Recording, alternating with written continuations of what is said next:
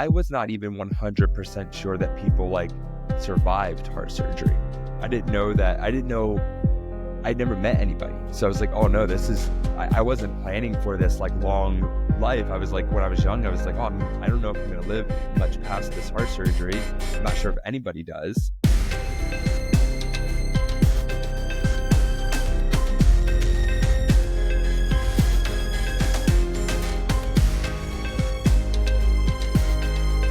This is the 1% Heart. Today's guest is Bob Smith, a climber and English teacher with a mechanical aortic valve and ascending aorta. Bob, thank you for taking the time to join me here today. I've been really interested in connecting with you for quite a while now. Good. Yeah, it's good to meet with you finally. So I'm excited to talk about your journey, and I do want to talk about all the mountains you've climbed, literally and figuratively. Yeah. And yeah, I guess just to start with the like how I got there story, like I was born with aortic stenosis, and basically we knew it at birth that I had to have a surgery eventually. And I was born in 1988, and I had a great cardiac team that worked with me, and we actually had to do an angioplasty when I was just a few days old to kind of open up the aortic valve to allow some blood flow out of my heart.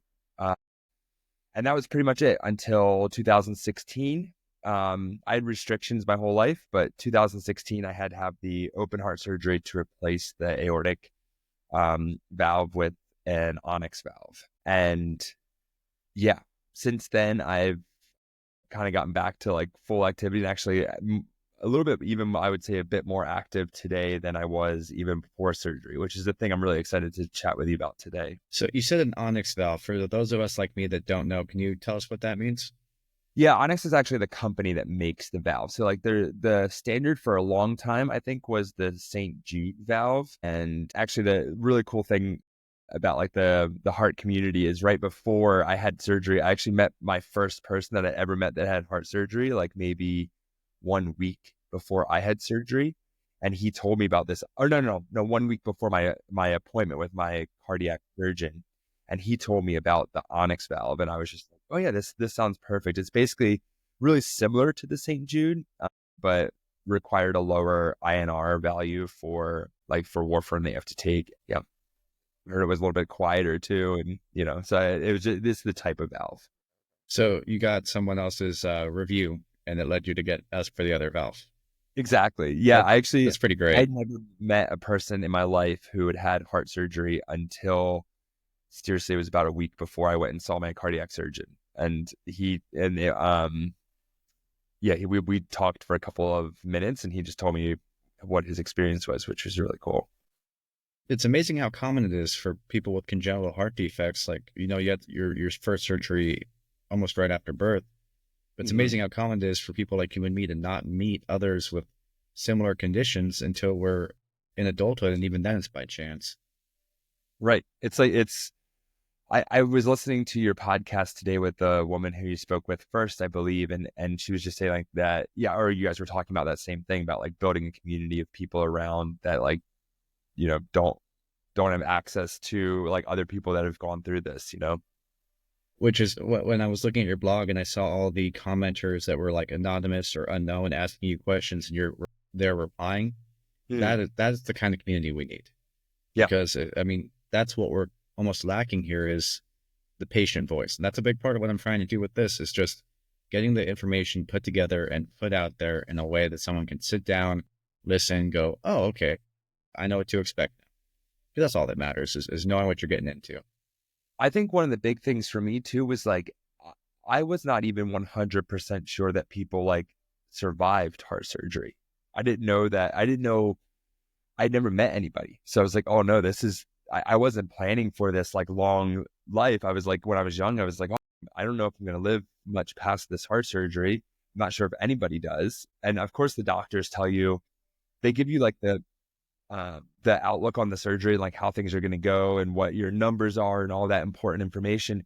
But they never talk to you about like what is life like after this happens, Yeah, they'll say a certain amount of people survive the surgery, but they don't tell you how many survive 6 months, 12 months, 18 months later.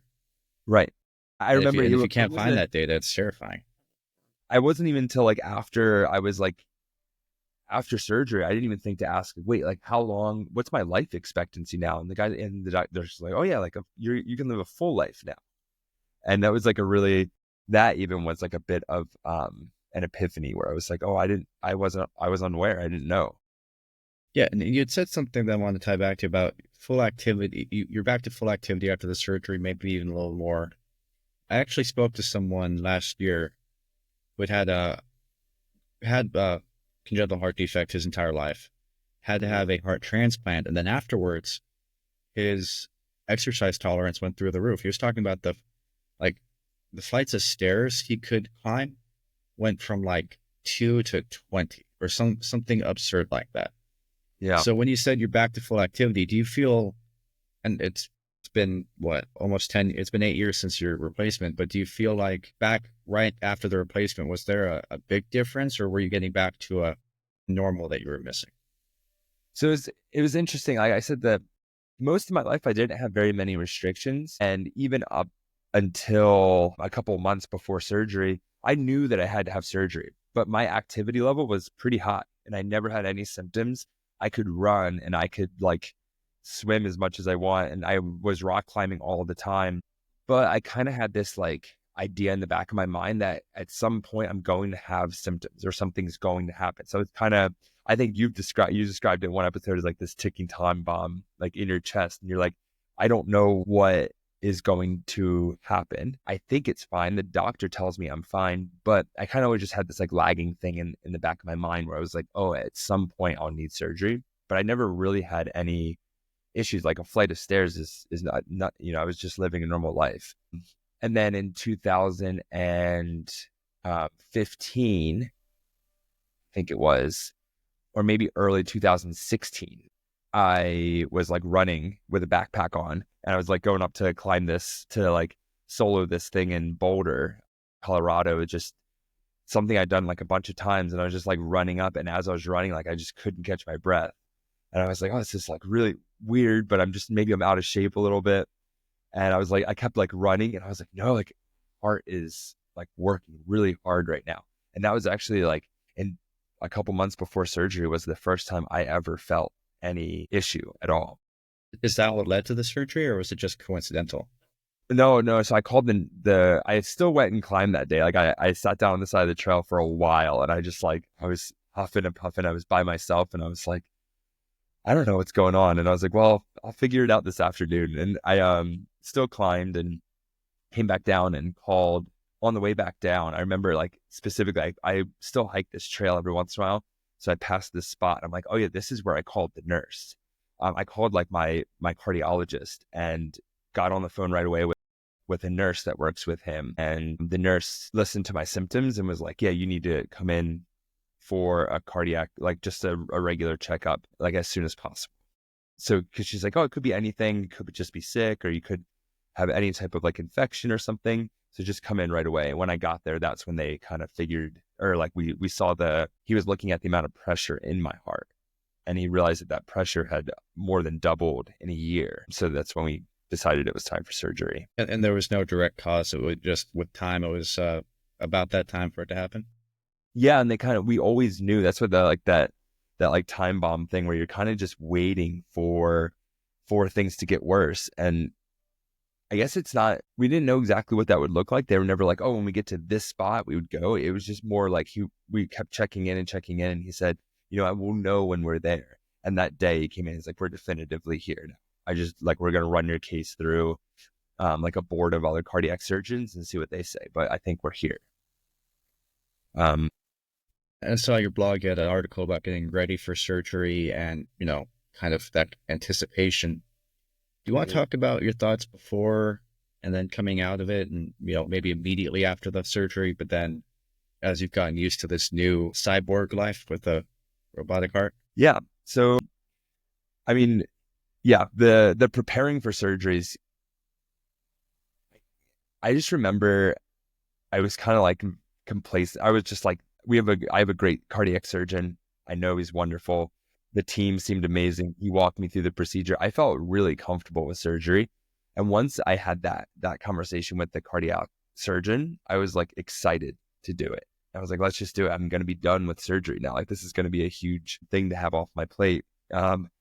And so right after surgery, though, I kind of felt, I don't know, I think I had done a good job of setting myself up to recover from that surgery. I had like moved my bed upstairs and I had set up my bathroom so that I could like access the shower really easily. I'd put like little strips on the bottom of the shower so I wouldn't slip.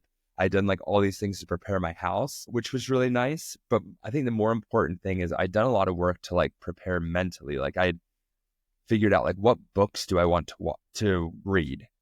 And I realized that reading books was actually really hard after surgery. Holding a book is really hard. And just the concentration level to like focus on that for a couple weeks is like kind of hard. You get tired really easily, was my experience at least.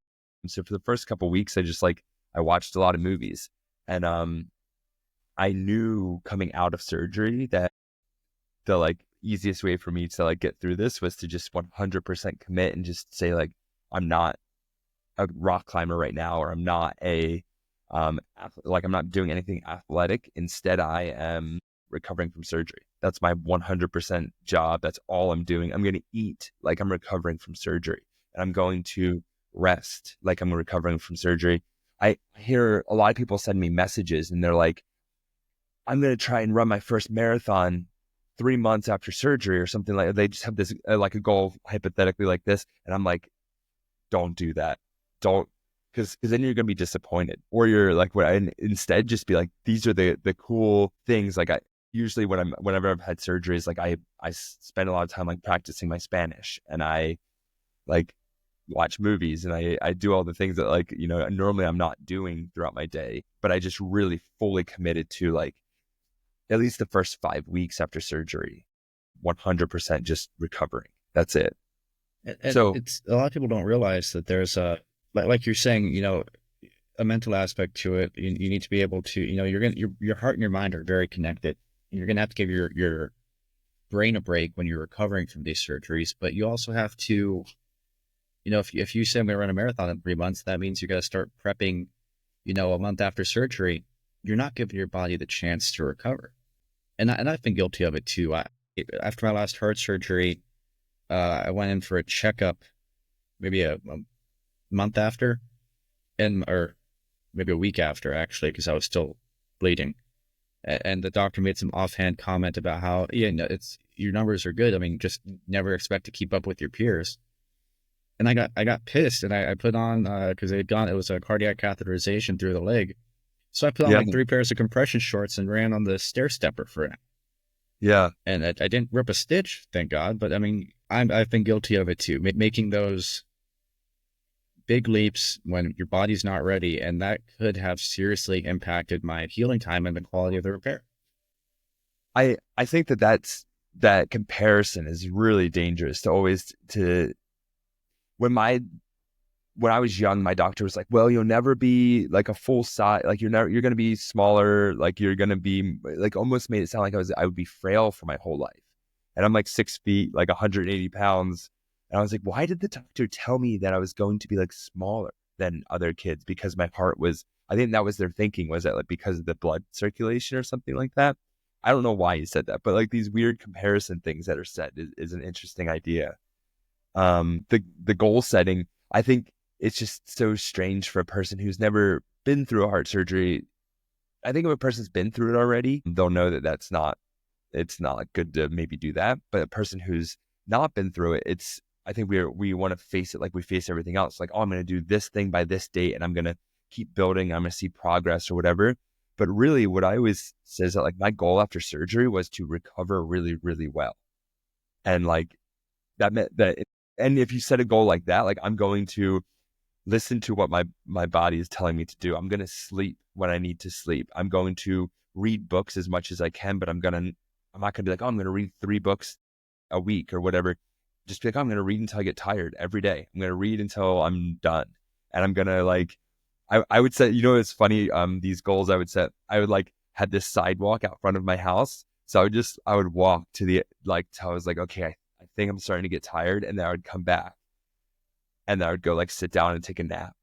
and then I'd wake up from the nap, and like maybe a couple hours later, I think I was allowed to do like 3 or 4 of those walks a day. And those were my goals. I'd be like, well, I got to this part of the sidewalk yesterday, and like, I think I feel fine. I'm going to go a little bit further, but not much. And then I'm going to come back again. And it's like, these were the like the goals I was setting. It wasn't like, I'm going to force myself to do whatever. It's like, I'm going to go to where I'm still comfortable, but like stay within that realm of comfort. Yeah, it's almost like your goal, and I've actually, this tied to a lot of the conversations I've had about how CHD patients seem to have a bit more of a drive and a bit more of a awareness of having to push themselves. So it sounds like you had to make your goal to not push yourself, if that makes sense. You had to make your goal to not force yourself to go around the block right away. Yeah. And then the goal is more like, I'm going to like stick to what my recovery plan is. That's the goal. And not like, it doesn't have to be a marathon, or it doesn't have to be this many books, or it doesn't have to be whatever. It's like, I'm going to just recover really, really well. And I think that was my mentality, at least. And how quickly did you go from that to free climbing huge mountains? Yeah. So I do remember, so at 5 weeks, the sternum's broken for surgery, and it takes 5 weeks for that to recover.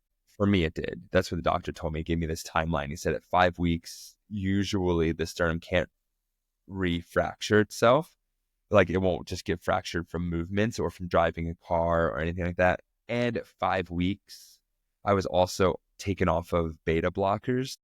So I kind of got my energy back a little bit. And I think that was a big mark of like, okay, I've gone through surgery. I'm not frail anymore. I'm not gonna, like, my heart has been behaving now for 5 weeks. My sternum is solid. I'm off beta blockers. Let's start. Let's see what happens. And that's when I got into the gym, and I started, like, I was so weak, and I'd like, through this process had like accumulated a little bit more fat than I usually have. And I just like was, cardio wise, I was just out of shape. So I started getting on the pull-up machine, but it's the one that like takes weight off of your body. So like basically you stay on the platform and you pull up however much weight you didn't take off. So like I think I probably weighed like 185 pounds at the time. So I'd take off like 170 pounds and just do like 15-pound pull-ups and just like get into the motion of starting to use my muscles again, like waking them back up. That range of motion must have been a little scary with the recency of, It was tough. And I remember having like a lot of pain in the outside of my pecs, basically. And maybe it was from not being used, or maybe it was from, I also kind of took on this posture for a couple months where I was like curled forward, and I was like really stiff because I didn't want to even like move my shoulders back. So just like starting to do exercises that were opening my chest a little bit was like something really challenging. And that's why I took off so much weight, and basically just like did such tiny baby steps as I was like waking back up, kind of, or like getting my muscles back in order. I do wonder sometimes, I had heart surgery, open heart, really young, and my chest is a bit concave. I do wonder, and I'm sure there's research out there I just haven't seen, the effect on your physiology. If you're in the gym often, if having open heart, if the muscles start to move differently, if maybe that's what, different areas were being activated or being used more when you did simple exercise. And I've always been curious as to how my physiology might be different, how my build might be different if I didn't have these massive surgeries during my formative years. Wow. Yeah. Yeah. Because if you even spent a couple weeks or months like not using your muscles as like you were 16 when you had this, or were you younger? Open heart, I was 6 months. 6 months. Okay. Yeah. 16, wow. They went through the leg. But my whole life I've had it's kind of like Iron Man, just almost a concave little hole in my chest, no matter how, like, I got to the point where I was benching well over 225, and it grew everywhere, but right here where the open heart scar is. Interesting. So maybe that's something they need to do research on once they fix most of the other heart problems we still got. Yeah. Yeah. Then they'll be on the more cosmetic and musculature ones. Right. Yeah. So as someone that's had these surgeries and has these changes to your heart, the structure of your heart, there's a mechanical piece in there. What are you thinking when you mentioned you climbed El Cap, Mount Rainier, and other for lack of a better term, holy shit, those are big mountains. Yeah, they're really cool. Mindset, I guess, is what I'm going for there. Yeah. So I guess before surgery, I had that same thought you had, that like ticking time bomb. Like, I wonder if I can squeeze so hard on it. Cause like when you're rock climbing, sometimes you're just squeezing so hard that like you're screaming, and like you're trying to like lift your foot like above your head, and like just screaming and pulling as hard as you can. And I always had this thing in the back of my mind, like, I wonder if I can break my heart doing that. Like, I wonder if I can mess up whatever's going on and have an issue.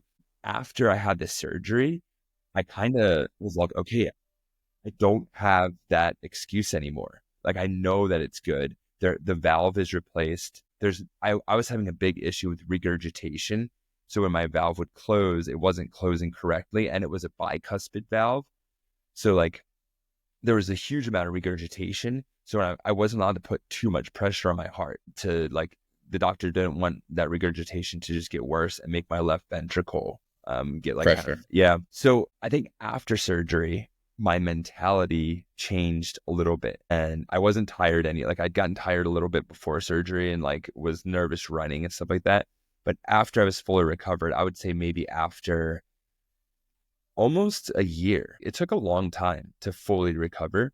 But once I was fully recovered, I was like, okay, I don't have any excuses anymore. Up until this point of my life, I could always have said, well, I can't do that because I have a heart condition. And then a year after surgery, I was like, I can't say that anymore. Like, there's the only reason that I have for not doing something is because I didn't prepare for it, or I wasn't good. I couldn't use the heart thing anymore. So then it became like an interesting, or just like an experiment to see like what I was capable of doing, like trying bigger and bigger things. So pushing the envelope now that you could. Mm-hmm. And I'd climbed a little bit, trying to think of the order of things, but I had climbed Half Dome in Yosemite Valley a few years before surgery. I think it was in like 2000. Forget when it was, maybe 15. I'd climbed Half Dome, which is just it's a 2,300 foot wall. And there's like a thing that most people do when they climb Half Dome, which is to go up the backside, the like rounded part of Half Dome in Yosemite Valley.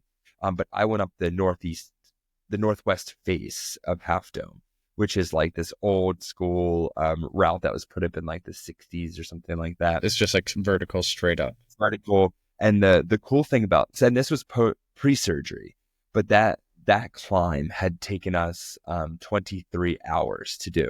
And that's not a good time. That's not something to brag about at all. We'd started climbing at 4 a.m. one day, and we climbed straight through the night till about 3 a.m. the following day when we topped out. And I felt fine doing that. This was definitely before surgery. But I was like, that was my biggest adventure I'd ever had. And the really cool thing I learned there was just that like I could kind of push it. I could just see what, so that like kind of taught me that like I can do big walls. I can do like big adventures. And then after surgery, I like had that mentality already. Like, I know I can do big stuff. I know I can go on day-long adventures. I can survive these big things. And then I started kind of just like figuring out like what other kind of things I wanted to do. So yeah, I did climb El Cap in 19. I did that in 3 days with two friends of mine. And 3 days is like the pretty standard, like anybody who climbs El Cap probably does it in about 3 days. So it's like it's a 3,000 foot wall. So you climb the first 1,000 feet on day one, and then you sleep about 1,000 feet up. And then day two, you climb another 1,000 feet. And then the end of day three, we slept on the top of El Cap. And that was really good. That was like a big thing where I was like, okay, like one interesting question I had like during that, I was like, well, I wonder if I'm the first person to do this with a mechanical heart valve. And then I kept thinking like, well, what else could I do and be like the first? Because now I have this qualifier where I'm like, I'm the first person. I'm not the first person to do something because I'm not like that good or that cool or whatever. but I could be the first person with a mechanical heart valve to do this thing. And so I started just playing with that, and like I went up El Cap, and then I have climbed a bunch of other like walls that are actually probably harder than what we did on El Cap, not because they're longer, but because the climbing is more challenging. And yeah, and I've also went to like the top of Mount Rainier. I've summited Mount Rainier outside of Washington, or outside of Seattle and Washington. I've summited that 3 times, and that's Pre like and post-op or only post-op? I've done it once pre-op and twice after. And up until that time, like have you ever been to Seattle and It's been a long time. Yeah. Well, Mount Rainier is it's the biggest thing I've ever seen in my life. Because in Colorado we have like 14,000 foot mountains, but they're on average, like they'll probably start at 10,000 feet and there'll be 4,000 feet of gain. Mount Rainier is actually 14,000 feet tall. Like you can see it from sea level.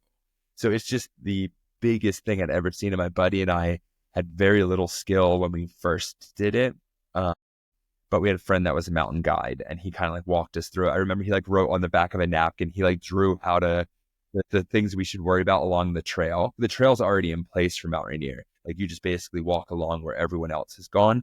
But he like drew it on a napkin one night when we were sitting at a bar, and he's like, this is what you need to do. Like you need to go to this spot and like walk fast here, and then take off your rope here and walk this section, and then put your rope back on. And he like drew it on in a napkin. And I remember I had that napkin on me on Mount Rainier, and I'm like looking at the napkin, and then I'm like, oh, this is not, yeah.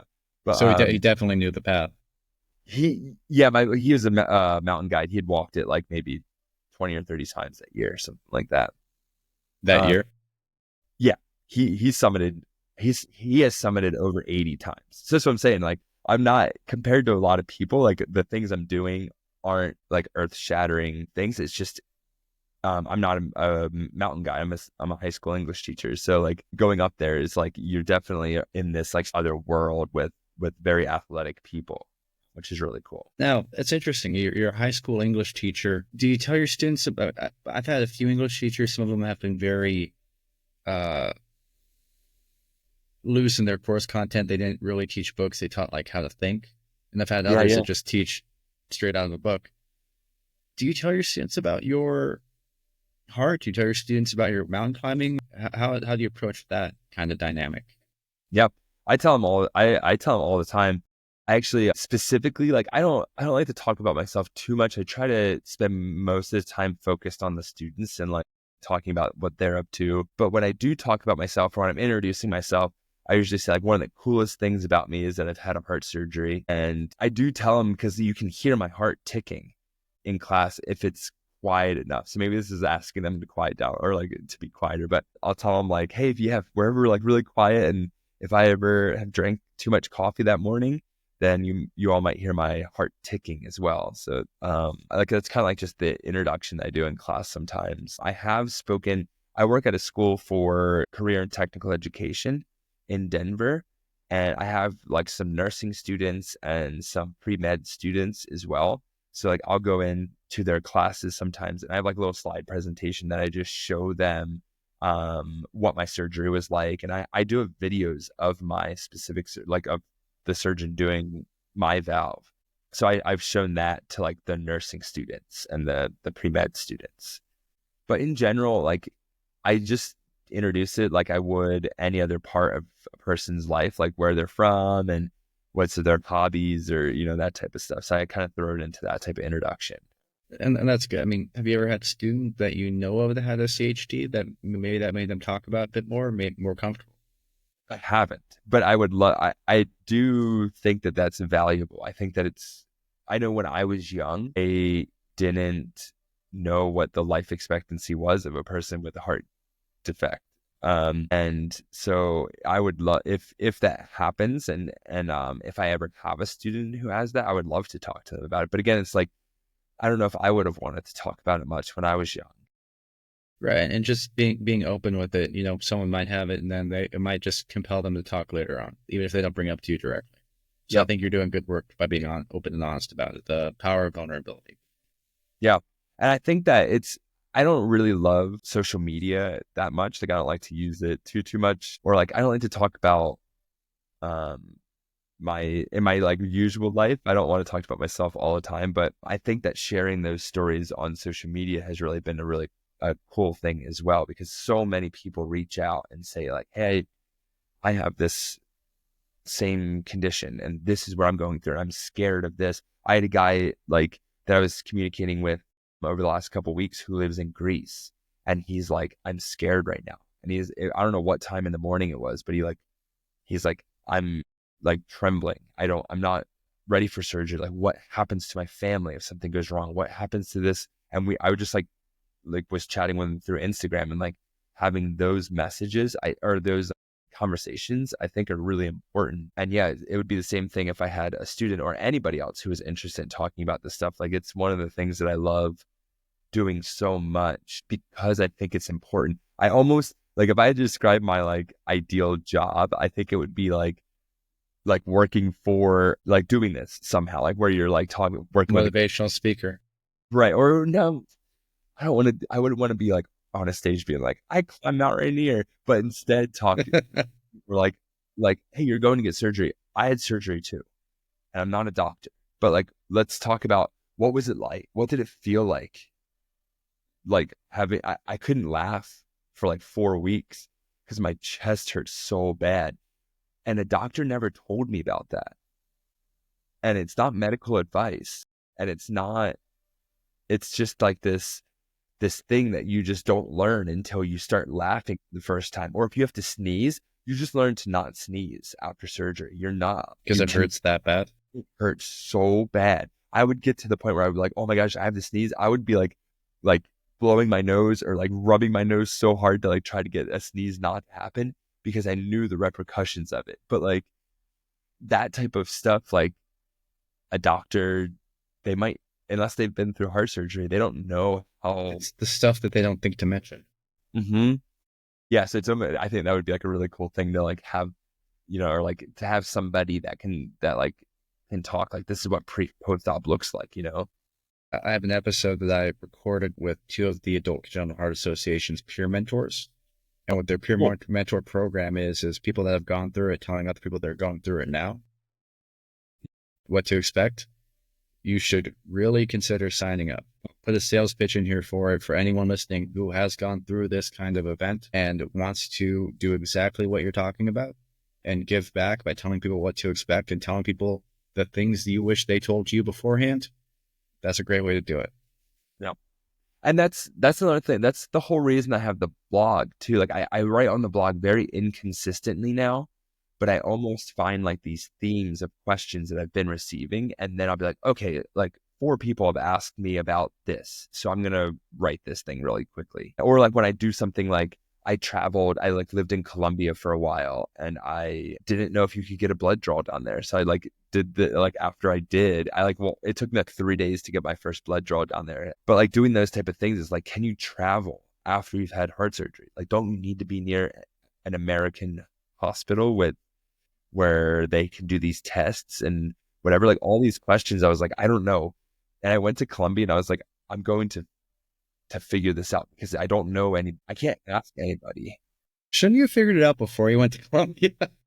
Well, I thought I could always fly back too. I thought it would just be expensive, but that's a good point. I was like, I can fail 100%. Like, I'm not going to have a cardiac issue down there. I just don't know if I can get a blood draw, and I don't know if they do blood draws or how the healthcare system works. But who do you ask? Like, I couldn't. I was like, my cardiac surgeon won't know that. Like, how do I get a blood draw in Colombia? And so I was just like, the only way to figure that answer out is to go. And so I've gotten blood draws now in Colombia and Mexico, and they're easy. They're so chill. Like, so many people are on warfarin and Coumadin or whatever it is, and they so many people need blood draws that I just had to learn the vocabulary for that in Spanish, and now it's easy to say it and ask for it.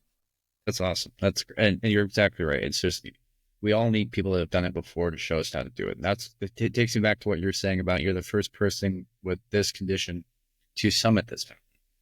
And maybe, yeah. Well, and that's the way we can dispute that. I've got my dates, so I would love to know if somebody else has done it too. But now someone like you is going to be, 5-10 years ago is going to be listening to this or reading your blog or looking on social media or talking to their friend, and they're gonna be like, "Oh, I really want to hike that mountain, but I don't, or climb that mountain, but I don't know if I can with my heart." Here's something you got to check out. Someone's done it, and it's that hmm breaking that kind of mental barrier for someone else. And I think that the interesting thing too is like Mount Rainier is not, that's not the like the epitome of mountaineering or whatever like that. But I guess the question is like, can you go to altitude? What happens if you go to altitude? Another thing, like when you walk up a big mountain like that, you have a lot of like sharp, pointy things, and on your boots you have like metal spikes attached to them, and you have like an ice axe in your hand, and all this like stuff that could cut you, and you're at high altitude. And I guess like I was like, oh, well, like what will happen if I take one of these crampons, these like the spikes in my boots? Like, what if I kick my leg and now I'm bleeding everywhere? It's like, well, I've done that now. Like, well, one time I specifically did it really bad, and I was just like bleeding all over the side of the mountain. I was like, oh no, this is not good, but I should figure this out. And so I think it's just interesting to see like, can you do this step? And then people like, if they try it, I'm with their like, if they have a different heart issue than I did, or if their cardiologist tells them they shouldn't do these things, and they shouldn't. My cardiologist was just like, yeah, you're fine. You don't have a heart problem anymore. So now you can start going to do these things. But that makes sense. Yeah, that was really cool. And that's where I was like, oh my gosh, I don't have an excuse anymore. Because I remember he like looked at like left my cardiac surgeon was like one of the coolest people I've ever spent time with, and we spent like a couple hours together before surgery, which was, I've never heard of a doctor just like letting you into their office for like, we sat down and we just talked for an hour. Just like, he's like, yeah, you got a bunch of questions. Here's like what I'll be implanting. And he like gave me all this information. And then after that, he said like when I was in the hospital, he's like, yeah, like we don't need to hang out anymore. Like you don't have a heart problem anymore. He's like, but you can always use me as a resource. He was actually in this little, like the heart valve company that makes the valve. They like came out and filmed me rock climbing one day, and they went and saw him too. And they got like little B-roll, like of him talking about the condition and stuff. So like, he was a really cool guy, but he's just like, yeah, you don't need a cardiac surgeon anymore. You're done with this. And I was like, oh, that's interesting. Yeah. That's great. Well, and I think that ties in perfectly. We're coming up on time here, but something I always want to end with and ask all my guests is, with everything that's happened now, with this adventure you go on, what does CHD mean to you now? Not the technical definition, not the malformations and the structure of the heart. Given all that you've personally seen and accomplished, what does CHD mean to you? Yeah. I like know when I think about it so much, because I think about it a lot of my life. When I was young, I thought I had a limited amount of time. So I moved to Colorado and I learned to rock climb and I kayaked and I just did a lot of stuff. Like I was like, I think I might have a limited amount of time, and I think my life might be shorter. So I can't be like, I'm going to move to Colorado in 10 years, or I'm going to move there in 15 years, because I don't know that like 10 or 15 years. I didn't think at the time, and this was a misconception, I just didn't know. I didn't think that was guaranteed. So the thing that like congenital heart disease means to me is like,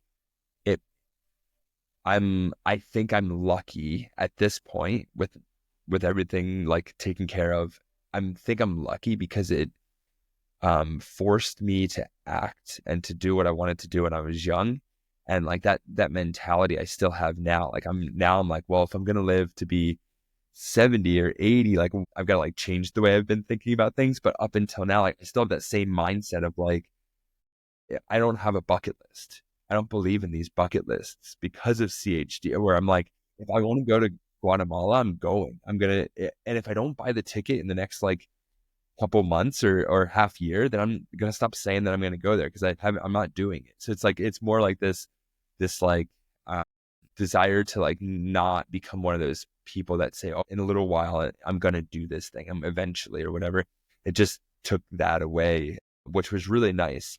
When I was young, I was scared, but now I'm just like, oh, I can see like that's why I moved to Colorado, because I was like, I don't have time to say that I'm going to. So yeah, for now, I think it's been a way to start that mindset of like, of doing what you want to do. That is a wonderful answer. And I'm not just saying that because I've answered the question the same way.